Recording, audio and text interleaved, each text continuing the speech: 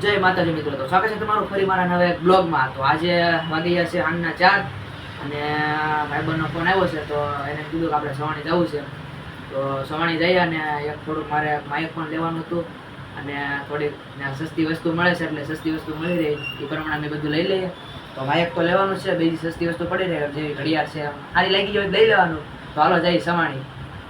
તો અમે અડધે તો પૂરી ગયા છીએ. હવે અહીંયા પણ ટ્રાફિક બહુ છે, જોવો તમે.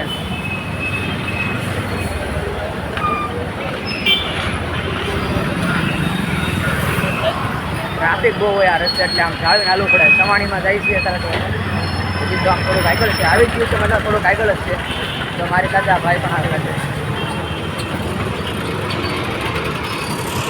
આ છે સવાણી, આ બધું સવાણી છે. જો આજુબાજુ ખેડૂતી હજી તો બહુ ગળદી નથી થઈ.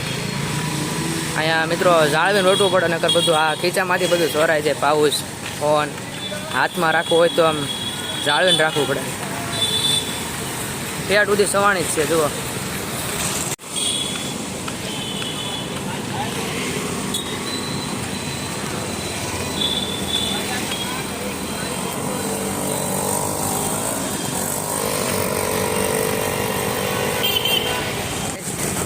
સવાણીમાંથી હવે તો જાય છે ઘરે. કાંઈ જામે એવું હતું ને આજ કાંઈ તો વસ્તુ સારી નહોતી એટલે હવે અમે બે નીકળી ગયા છીએ ઘર બાજુ.